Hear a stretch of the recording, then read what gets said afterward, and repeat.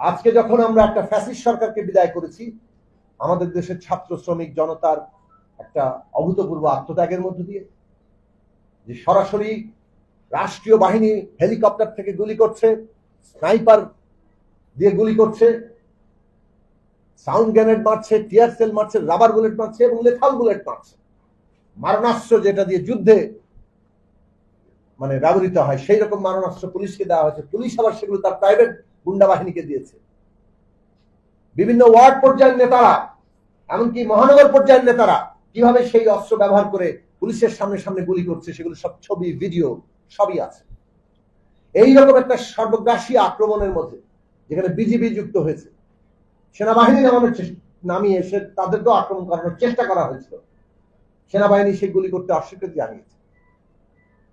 এইরকম একটা পরিস্থিতি তৈরি করে তার বিরুদ্ধে যখন নিরস্ত্র জনগণ লড়াই করে, এবং আমরা এই পর্যন্ত ছাত্রদের সর্বশেষ হিসেব দেখেছি তারা 1581 জনের তালিকায় পর্যন্ত পেয়েছেন, আরো তালিকা বাড়ছে, আমরা শহীদের সংখ্যা পুরো জানি না।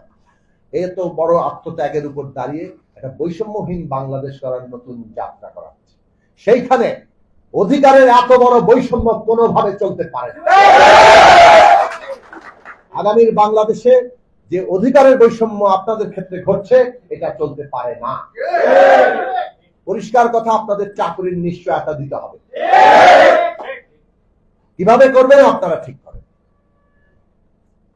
এই মাঝখানে ঠিকাদার আপনারাই নিজের আইন করেছেন যে এটা চাইলে আপনারা বাদ দিতে পারেন, অতএব বাদ দিয়ে দেন।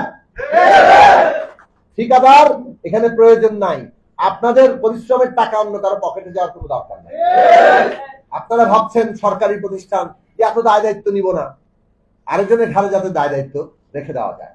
আসলে এই যতগুলো অধিকার আপনাদের অধিকার, নিয়োগপত্র পাওয়া থেকে শুরু করে আপনার নির্দিষ্ট বেতন, ভাতা, ছুটি, মাতৃকালীন ছুটি, সব ধরনের অধিকার, এগুলো কাট করার জন্য এই আউটসোর্সিং ব্যবস্থা চালু হচ্ছে। এটা কিন্তু সরকারি ক্ষেত্রে না, প্রাইভেট সেক্টরেও বিরাট বিশাল। এবং এইটা হচ্ছে মানুষের অধিকার যত কম দিতে পারো। আপনাকে রেভিনিউতে নিলেই অনেক রকম অধিকার দিতে হবে, সে অধিকার কাট করে আপনি যাকে জানো তেনো জায়গায় থাকেন, জাহান্নামে থাকেন আপনি, তারা কাজ চাই এইরকম একটা জায়গা নেওয়ার জন্য। এই বৈষম্য, এক দেশে দুই নীতি, এটা চলবে না। পরিষ্কার করে আমরা এই দাবির পক্ষে যে এইখান থেকে চাকরির নিশ্চয়তা তৈরি করতে হবে।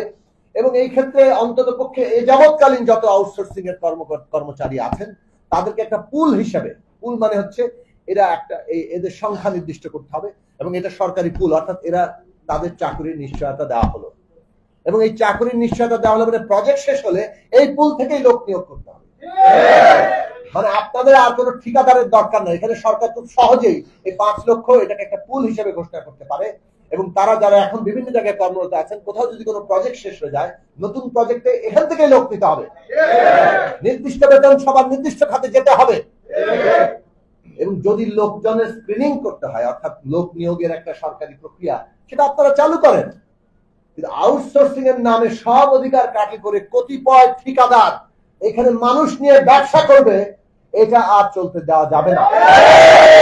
আমরা পরিষ্কার করে বলি, মাননীয় প্রধান উপদেষ্টা রক্তের উপর দাঁড়িয়ে এই সরকার, তারা বৈষম্যহীন বাংলাদেশ গড়ার প্রত্যয় ব্যক্ত করেছেন, নতুন রাজনৈতিক বন্দোবস্ত প্রতিষ্ঠার প্রত্যয় ব্যক্ত করেছেন। সেইখানে অধিকারের সমতা, সুযোগের সমতা হচ্ছে প্রধান বিষয়, এবং এইটা করতে হবে। ইতিমধ্যে আমি শুনেছি আপনারা হাজার হাজার আপনারা কর্মচারীরা ঐক্যবদ্ধ হয়ে মাননীয় প্রধান উপদেষ্টার কাছে গিয়েছিলেন, সেখানে আপনারা চিঠি দিয়েছেন, তিনি চিঠি গ্রহণ করেছেন। সেখানে আরেকজন তরুণ উপদেষ্টা, ছাত্র উপদেষ্টা নাহিদও ছিল, তারা আপনাদেরকে কথা দিয়েছিলেন যে তারা এটা আপনাদের দাবি বিষয়ে বিবেচনা করবেন। আমরা আজকে সেই কথা স্মরণ করিয়ে দিতে চাই। মাননীয় প্রধান উপদেষ্টা এবং উপদেষ্টা মন্ডলী, আপনারা যে দাবি শুনবেন বলেছেন, সাংবাদিক মাসুদ কামাল ভাই এটা পরিষ্কার করে বলেছেন যে আপনারা বলেছেন শান্তিপূর্ণভাবে দাবি দেন, আপনারা মানবেন। 3 বার আপনাদের কাছে ইতিমধ্যে পৌঁছানো হয়ে গেছে।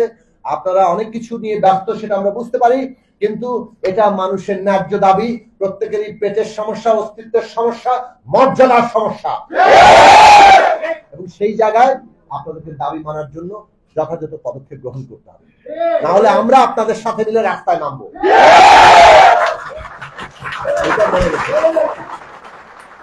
আপনাদের সবাইকে অশেষ ধন্যবাদ। আপনাদের দাবি সফল হবে এই আশা রাখি।